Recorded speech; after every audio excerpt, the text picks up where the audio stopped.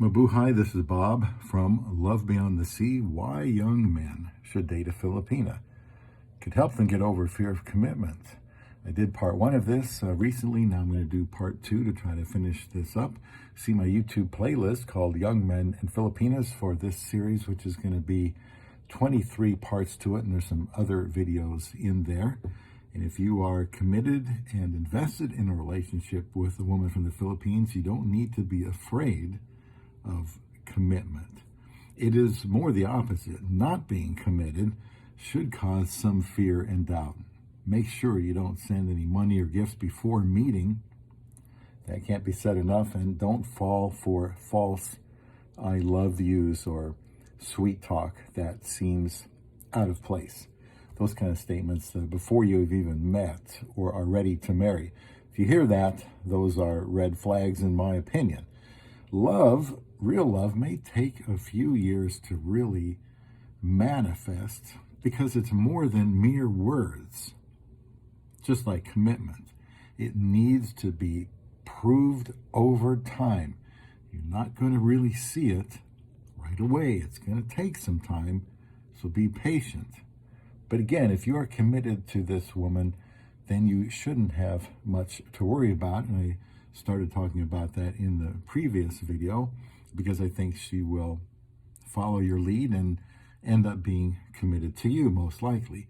Now, commitment isn't easy. I talk a lot in my videos about marital commitment and love because I married my wife very quickly back in 2015, and we're still married, and I try every day to work hard to be a lovable person, so to speak, to let her know that I'm totally into her and want to protect her and provide for her. When married, you make a commitment to love, and love is a very powerful word, not to be taken lightly, but it's often misunderstood. So I talk a lot about love in my videos. It's called Love Beyond the Sea. So we, of course, need to understand what that is. And I usually go back to 1 Corinthians 13, 4 through 7, which we won't go into now, but that Bible verse describes what love looks like, because it's not a feeling. It has to be known or manifested by what is done. And a commitment is very rewarding, so it should be pursued and not to be feared.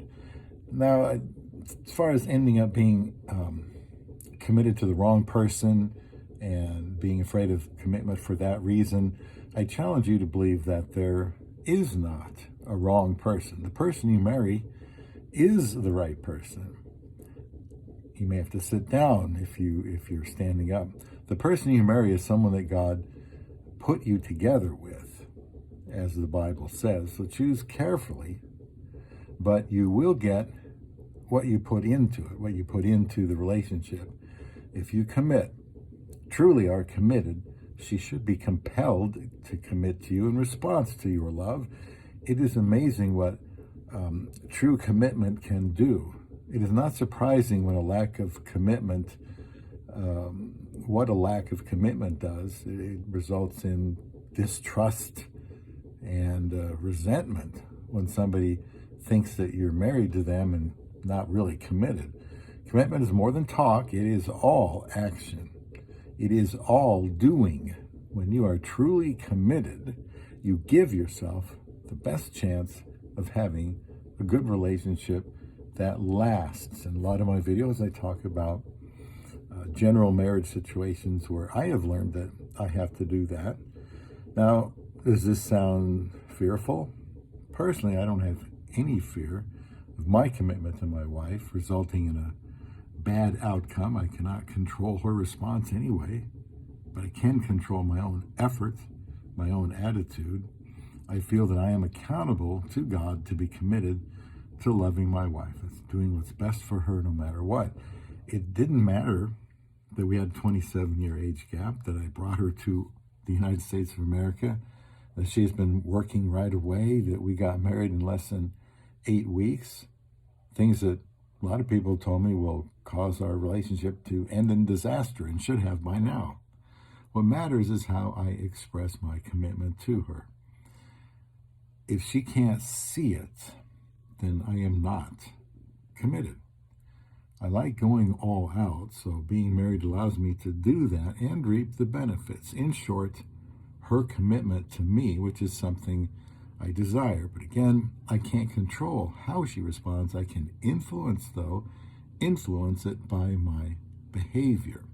I've told my Filipino wife that if she loses her eyes, I would give her mine. If she became an invalid, it would be my pleasure to take care of her every need. It wouldn't change anything. My love for her is not based on what I am getting out of it. Never has been. I mean, yes, I wanted a companion. I wanted sexual intimacy, but there's a lot more to marriage than that. My love for her is based on giving to her. There's not a better woman for me. She is the one God gave me to care for and love, and only death is going to prevent me from doing that. That doesn't mean that I am obsessed about it, or that marriage is an idol, or she is an idol, like some have speculated. It just means to me that I'm committed.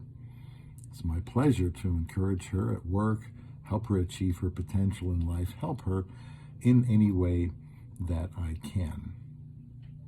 Some people might be afraid of this type of commitment because they think they are being a simp and will get taken advantage of. Being committed doesn't stop a man from being a leader.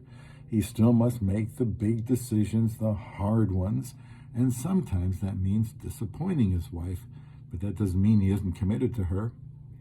She can be committed to him even when she disagrees with him because she sees his level of commitment displayed in many ways, daily. You are either committed or not. I think marriages fail due to a lack of commitment, not too much of it, a lack of forgiveness, lack of compassion, a lack of understanding, lack of self-sacrifice, and it can dissolve. Neglect is a bad thing. And please leave comments here. I probably forgot that already. I've said a lot of things in these two videos here about the fear of commitment that I'm sure not everybody agrees with, and perhaps some have taken offense to, but I am telling you what I believe to be successful, to work. Respect is earned. If you want your wife to love you and be committed to you, then I think it all starts with you. I have to practice what I preach, You determine her level of commitment by your own. That's the way that I choose to look at it. I have heard men divorced multiple times say they didn't do anything wrong, and yet it still happened. And I find that very hard to believe. I think they were not committed enough to overlook things like faults, to forgive, to allow for some independence, to not control and micromanage, to show her that she is more important to her than he is, that her goals are something he wants to help her achieve. Sound difficult? If you are committed to her, the outcome should be good, even if you find love beyond the sea.